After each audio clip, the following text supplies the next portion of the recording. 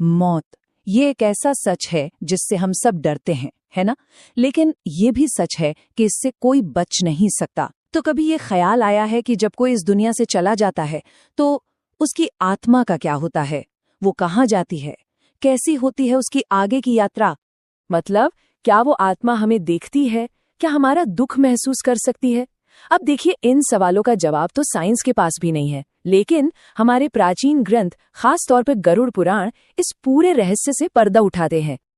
असल में गरुड़ पुराण भगवान विष्णु और उनके वाहन गरुड़ के बीच हुई कमाल की बातचीत है, और इसी बातचीत में जन्म, मृत्यु और हमारे कर्मों के इस पूरे खेल के बारे में सब कुछ बताया गया है। तो चलिए शुरू करते हैं इस सफर का पहला पड़ाव। और पता है सबसे हैरान करने वाली बात क्या है? आत्मा शरीर छोड़ने के फौरन बाद यमलोक नहीं जाती। नहीं, वो पहले 13 दिन यहीं रहती है, इसी धरती पर। सोचिए, पहले कुछ दिन आत्मा कितनी कंफ्यूज्ड रहती होगी। वो अपने ही घर में भटक रही है, अपने लोगों को आवाज दे रही है, पर कोई उसे सुन नहीं पा रहा। और इस दौरान वो सब देखती है, कौन सच में दुखी है और कौन बस दुनिया को दिखाने के लिए रो रहा है। फिर जब 13वें दिन परिवार वाले पिंडदान जैसे अनुष्ठान करते हैं, तब जाकर उस आत्मा को थोड़ी शांति मिलती है। और ठीक इसी के बाद यमदूत उसे लेने आते हैं और तब जाकर उसकी असली यात्रा शुरू होती है। धरती से निकलने के बाद आत्मा एक ऐसे मोड़ पर पहुंचती है, एक कॉस्मिक क्रॉसरोड्स, जहां से 3 अलग अलग रास्ते जाते हैं। अब उसे किस रास्ते पर भेजा जाएगा, इसका फैसला सिर्फ और सिर्फ एक चीज करती है, उसके जीवन भर के कर्म।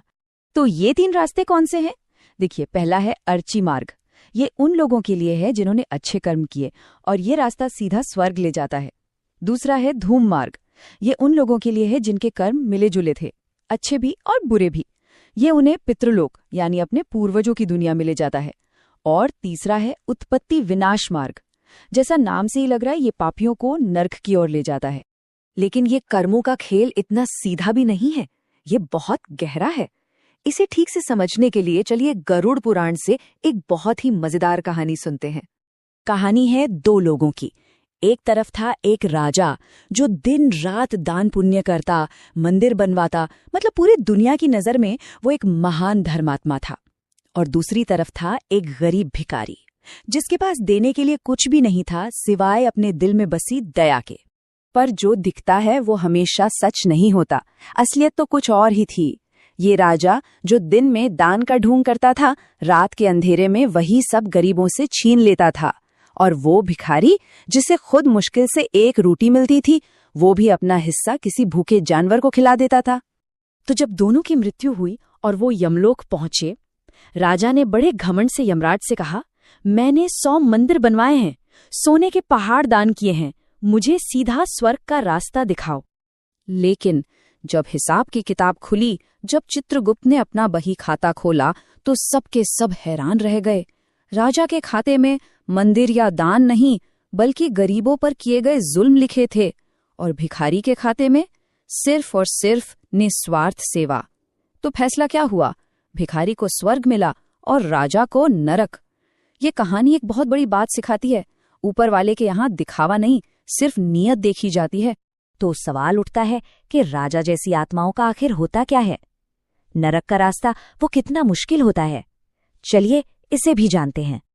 देखिए, यमलोक के रास्ते में एक बहुत ही भयानक नदी पड़ती है जिसका नाम है वैतरणी। कहते हैं ये नदी खून और मवाद से भरी है। जिन्होंने अच्छे कर्म किए हैं वो तो इसे आराम से पार कर लेते हैं, लेकिन पापियों के लिए ये एक भयानक सजा है। इसमें मौजूद खूंखार जीव उन्हें नोच नोच कर खाते हैं। इस नदी को पार करने के बाद आत्मा पहुंचती है यमराज की अदालत में, और यहाँ है सेलेस्टियल बुक कीपर चित्रगुप्त। वो अपनी किताब खोलते हैं अग्रसंधानी, जिसमें हमारे हर एक काम, हर एक सोच, अरे हमारे हर इरादे तक का पूरा हिसाब किताब दर्ज होता है। वहां कुछ भी नहीं छिपता। और इस अदालत में हर पाप के लिए एक अलग सजा तय है। गरुड़ पुराण में तो 28 तरह के नरकों का जिक्र मिलता है। जैसे कुछ उदाहरण देखें तो धोखा देने वालों को अंधतामिस्र नाम के घोर अंधेरे कुएं में फेंक दिया जाता है, या जो जानवरों पर जुल्म करते हैं उन्हें कुंभी पाक नाम के नरक में खौलते हुए तेल में तला जाता है। माना जाता है कि ये सजाएं आत्मा को शुद्ध करने के लिए होती हैं। तो क्या नरक में सजा पूरी करने के बाद सब खत्म हो जाता है? नहीं, यात्रा अभी बाकी है। अब शुरू होता है जन्म और मृत्यु का वो चक्र जिसे हम पुनर्जन्म कहते हैं। इस चीज को कहते हैं प्रारब्ध कर्म। इसका मतलब बहुत सीधा है। हमारे पिछले जन्मों के कुछ कर्मों का फल, चाहे वो अच्छा हो या बुरा, हमें इस जन्म में भुगतना ही पड़ता है। और यही कर्म तय करते हैं कि हमारा अगला जन्म कहाँ होगा, किन हालात में होगा। हमारे कर्म ही ये तय करते हैं कि हम अगले जन्म में क्या बनेंगे।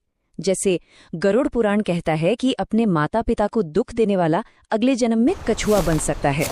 और इसीलिए इंसान का जन्म इतना कीमती माना गया है, क्योंकि सिर्फ इंसान के रूप में ही हम अपने कर्मों को सुधार सकते हैं और इस जन्म मरण के चक्र से बाहर निकल सकते हैं, जिसे हम मोक्ष कहते हैं।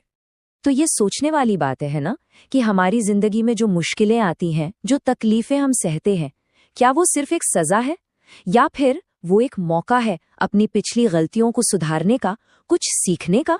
गरुड़ पुराण की ये पूरी यात्रा हमें एक ही चीज सिखाती है कि आखिर में सब कुछ यहीं रह जाता है, साथ जाता है तो सिर्फ हमारा कर्म। तो असली सवाल यही है कि हम अपने कर्मों से अपने जीवन की कौन सी कहानी लिख रहे हैं।